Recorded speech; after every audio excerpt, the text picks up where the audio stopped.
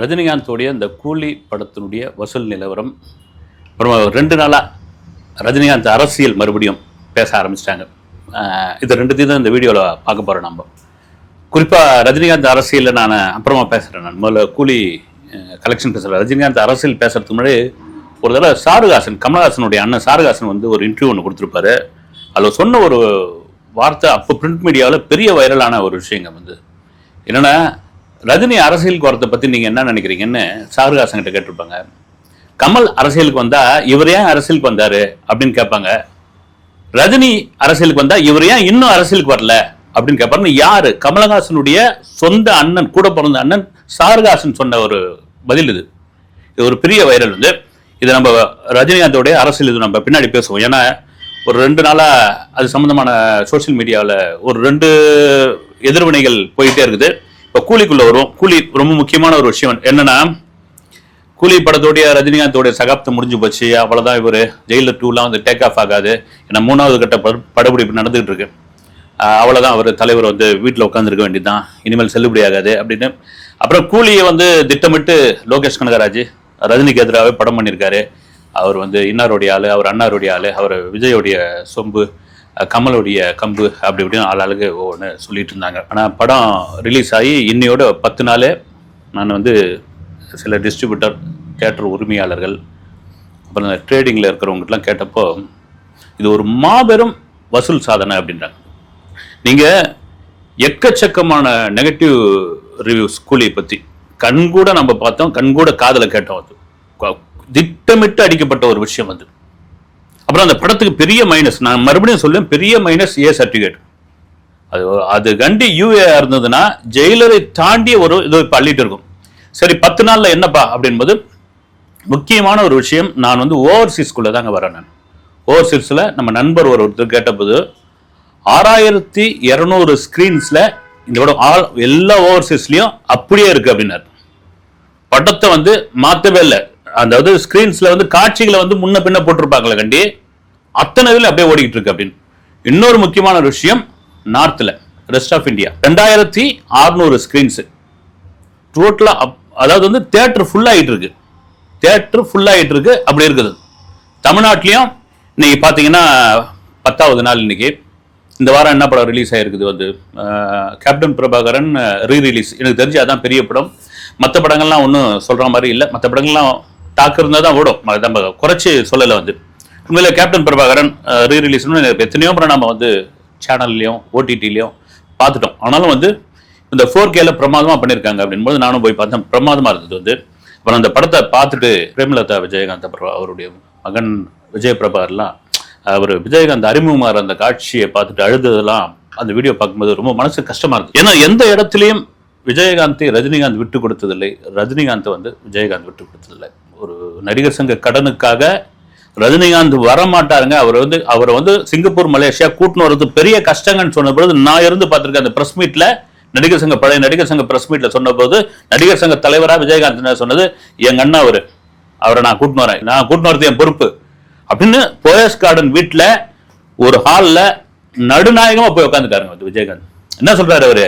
எல்லாரும் super star தலைவர் அது இதுன்னு பேசுவாங்கல்ல, அந்த மதுரை மண் மாறாத அந்த யதார்த்தமா, அண்ணே நீ வந்தாவன ரஜினி அண்ணே, நீங்க வந்தாவண்ண அவர் பதறாரு. விஜய் எழுந்துருங்க இப்படி அது சம்மதிக்கிறத தாண்டி அந்த உரிமையா கேட்கிற அன்பு இருக்கு இல்லைங்களா, இதுதான். அதனால வந்து கேப்டன் பிரபாகரன் விஜயகாந்துக்கான ரசிகர்கள் ஒரு பக்கம் இருக்கும் பொழுது, இந்த முறையும் கூலி தான் தமிழ்நாட்டு வரைக்கும் கிட்டத்தட்ட 170 கோடி ரூபாய் வசூல். ஓவரால் அந்த 10 நாள் வசூல் அப்படின்னு பார்க்க போனா 9வது நாள் நேத்து வசூல், இன்னைக்கு நாளைக்கு வந்து வீக்கெண்டு. இதுல வந்து ஒரு பெரிய, இன்னைக்கு நானே பார்த்தேன் புக் மை ஷோல ticketnews.comலாம் நிறைய ஸ்கிரீன்ஸ் வந்து ஃபுல். நேற்று 9வது நாள் வரைக்கும் கிட்டத்தட்ட ஒரு 580 கோடி அப்படின்னு அறிவிக்கப்படாத ஒரு வசூலை சொல்றாங்க.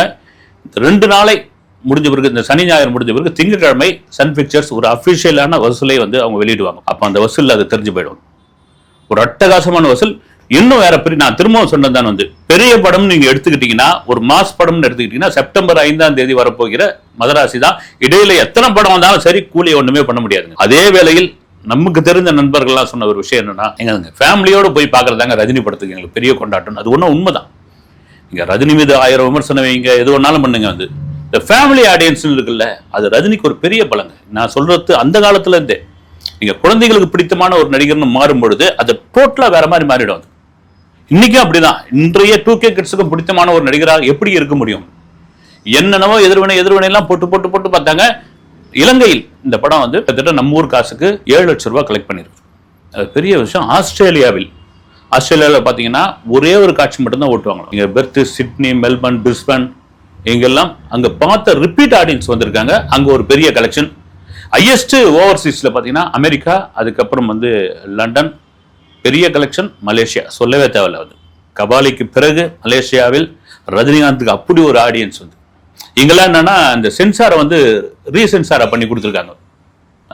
வெளிநாடுகளில் வந்து அவங்களே கேட்டு ரீசென்சார் ஆக்கி 18 வயதுக்கு கீழே இருக்கிறவங்கள வந்து பெற்றோரோடு வந்து படம் பார்க்கலான்ற அளவுக்கு. இந்த தமிழ்நாட்டில் ஏன் அதை பண்ணல? யாருடைய தப்பு? லோகேஷோட தப்பா அல்லது வந்து ப்ரொடக்ஷன் நிறுவனத்துடைய தப்பா? என்னங்க அரசாங்கத்துடைய ஆர்பரை வந்து தவறாக காமிக்கிறதுக்காக தான் ஏ சர்டிஃபிகேட்டா? அல்லது சேர்ல உட்கார வச்சு சத்யராஜ் பணம் இருக்கிறாரு அதுக்கு தான் ஏ சர்டிஃபிகேட்டா அப்படின்ற மாதிரி கேள்விலாம் இருந்தது.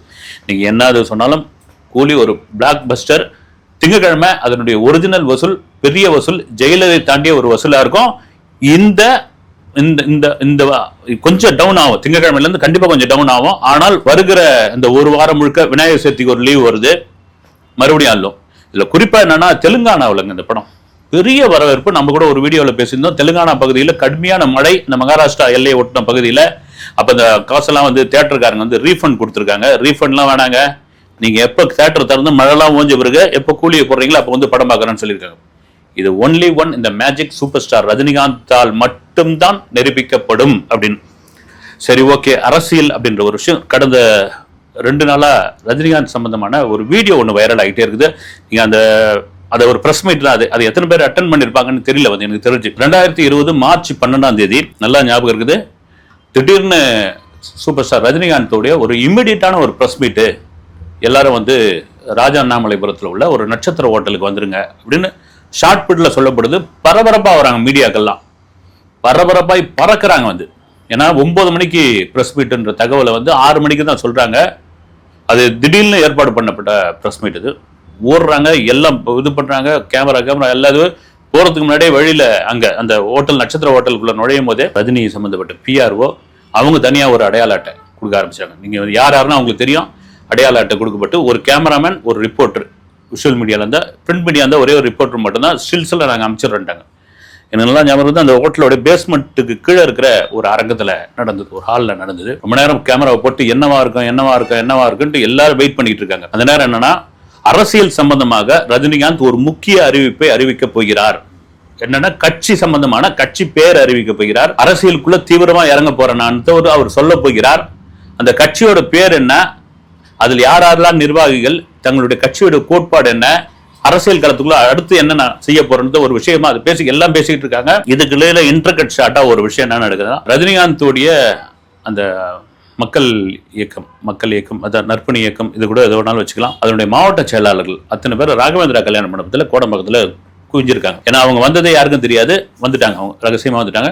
டக்குன்னு அவங்க என்ன பண்றாங்க, ஒரு வேன் வச்சு கொண்டு போய் போயஸ் கார்டன் வீட்டுக்கு கூட்டு போறாங்க. ரஜினிகாந்தோட போயஸ் கார்டன் வீட்டுக்கு போறாங்க.